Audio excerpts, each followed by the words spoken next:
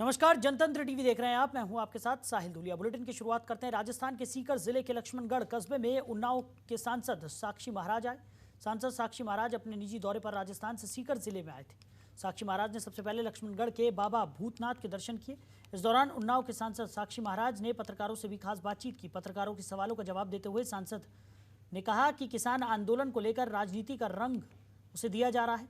जो लोग किसानों के नाम पर आंदोलन कर रहे हैं वो किसान है ही नहीं, वो खालिस्तानी आतंकवादी हैं या फिर कुछ राजनीतिक पार्टी के लोग हैं। वहीं साक्षी महाराज की बात वहीं खत्म नहीं हुई। किसान नेता राकेश टिकैत के बारे में भी बोलते हुए उन्होंने कहा कि जो 2014 के चुनाव में 9000 वोट भी नहीं ले पाए, वो किसान आंदोलन की आड़ में कांग्रेस सरकार के साथ मिलकर अपनी राजनीतिक स्वार्थ को पूरा कर रहे हैं।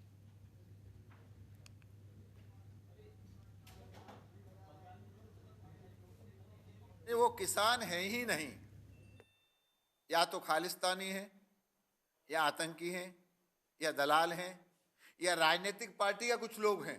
अब राकेश टिकैत को अगर हम लें तो 2014 में राकेश टिकैत हमारे प्रत्याशी के सामने अजीत सिंह की पार्टी से चुनाव लड़े थे लोकसभा का, 9000 भी वोट नहीं मिले थे।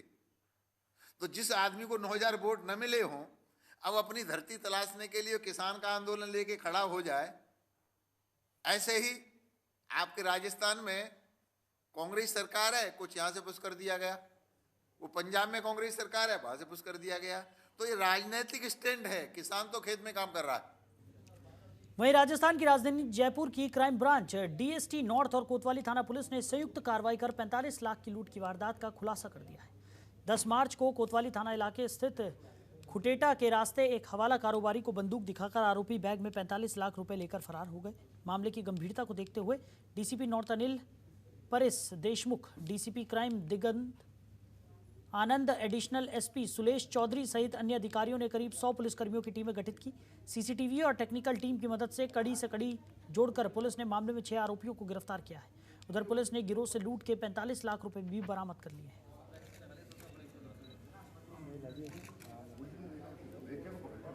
उनके पूरे परिवार की माली हालत ठीक नहीं थी। उनके ऊपर बैंकों का कर्जा हो रखा था और बैंक से उनको कुछ नोटिस भी प्राप्त हुए कि भाई अगर आप कर्जा नहीं भरोगे तो आपका घर सीज होगा।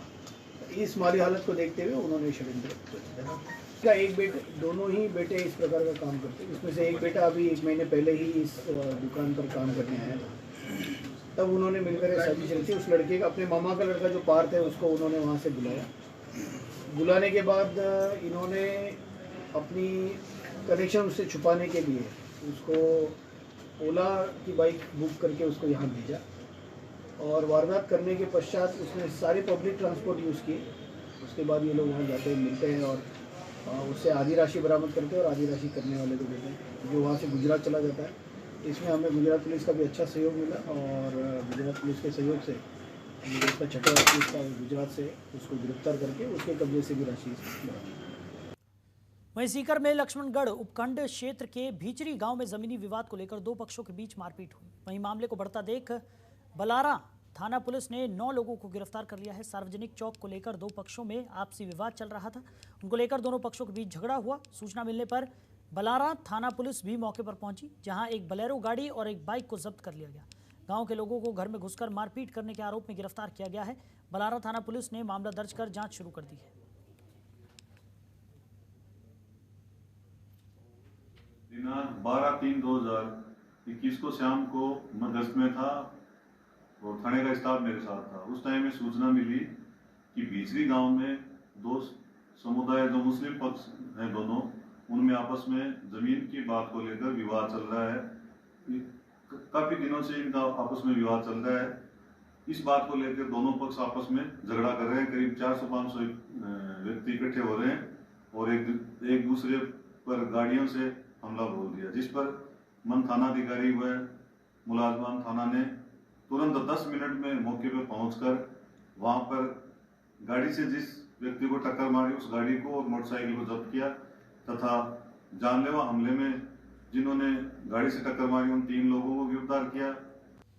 वहीं बूंदी में सरकार के मंडी और कमीशन टैक्स को खत्म किए जाने को लेकर व्यापारियों ने मंडी बंद का आह्वान किया है। व्यापारियों ने फल सब्जी मंडी परिसर को ताला लगाकर अपना विरोध जताया, जिसकी वजह से मंडी परिसर में सन्नाटा पसरा हुआ है। जो व्यापारी बाहर से फल सब्जी बेचने यहां आ रहे हैं, वो रोड पर बैठकर ही अपना अपना माल बेच रहे हैं। जिसके चलते मंडी के बाहर रोड जाम की स्थिति है। व्यापारियों ने बताया कि हमारा जो 6% मंडी टैक्स बनता था उसमें सरकार ने 1% की कमी कर दी है, कमीशन को भी घटा दिया है, जिसके विरोध में मंडी बंद का आह्वान किया गया है। व्यापारियों ने मंडी परिसर में ताला लगाकर नारेबाजी करते हुए मंडी को पूरी तरह से बंद रखा।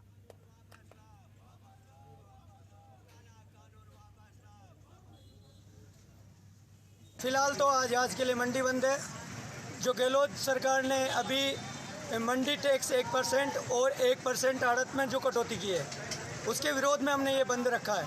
आप मंडी टैक्स चाहे पूरा ख़त्म कर दे 2% हमें कोई आपत्ति नहीं, लेकिन हमारी जो 6% आड़त है वो कम नहीं होनी चाहिए। वहीं कोरोना के बढ़ते मामलों की वजह से प्रशासन पूरी तरह से अलर्ट मोड पर है। बीकानेर में कोरोना वैक्सीनेशन कराया जा रहा है। इसी कड़ी में राज्य के ऊर्जा मंत्री डॉक्टर BD कल्ला ने टीकाकरण करवाया। उन्होंने टीकाकरण के दौरान अपने संदेश में कहा कि टीके से घबराने की जरूरत नहीं है, हमें कोरोना से बचने के लिए सोशल डिस्टेंसिंग, मास्क का प्रयोग, सैनिटाइजर का इस्तेमाल करना चाहिए।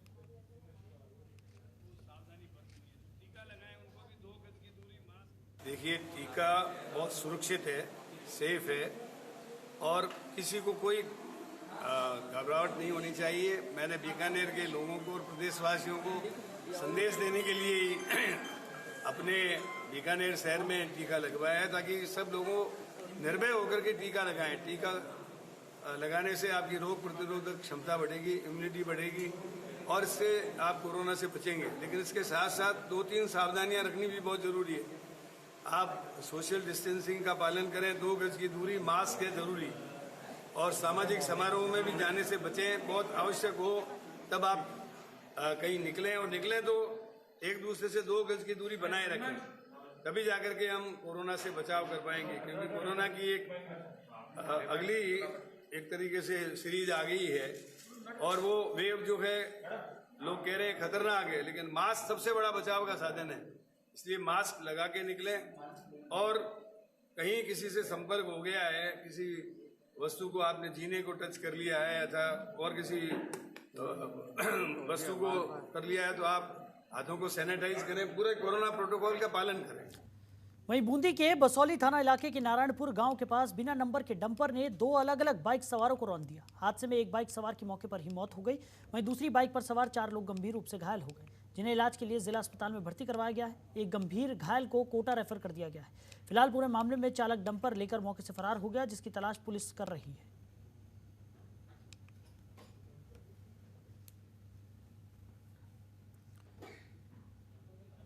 वहीं बूंदी में राष्ट्रीय बाल स्वास्थ्य कार्यक्रम के तहत भूमि के उन परिवारों को लाभ मिला जिन परिवारों ने अपने बच्चों के तड़पते हुए दिल को देखा। ये योजना उन परिवारों के लिए मददगार साबित हुई जिनके बच्चों के दिल में छेद था। वो गरीब परिवार इलाज के लिए भटक रहे थे। सरकार की ओर से चलाई जा रही इस योजना का लाभ लेकर इन परिवारों ने सरकार और स्वास्थ्य विभाग का धन्यवाद दिया।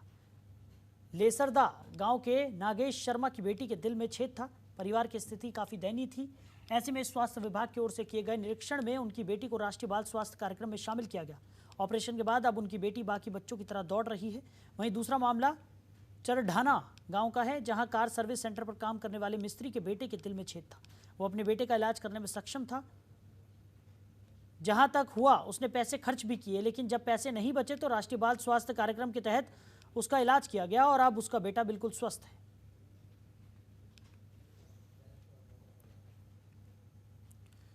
वहीं राजस्थान के जयपुर में एक उप पुलिस अधीक्षक स्तर के अधिकारी ने एक महिला से उसके मुकदमों के पक्ष में कार्रवाई करने के एवज में पैसों की जगह उसकी असमत की मांग कर डाली।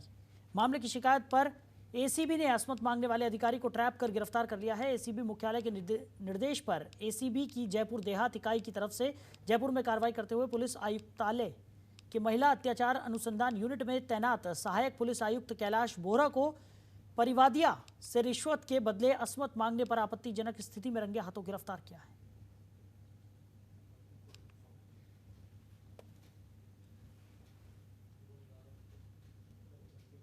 नहीं करवाता है तो खबर सरदार शहर से है, जहां स्थानीय रामनगर बास के वार्ड नंबर 2 में पिछले 2 साल से बनकर तैयार अंबेडकर भवन का विधायक भंवरलाल शर्मा ने उद्घाटन कर दिया है और इसे आमजन की सुविधा के लिए विधिवत रूप से खोल दिया गया है। बता दें, अंबेडकर भवन का शिलान्यास 2018 में सांसद राहुल कसवां की तरफ से किया गया था, जो पिछले 2 साल से बनकर तैयार है, लेकिन राजनीतिक कारणों से बंद पड़ा था। खबरों के निष्पक्ष विश्लेषण के लिए सब्सक्राइब करें Jantantra TV and press the bell icon Never miss any update.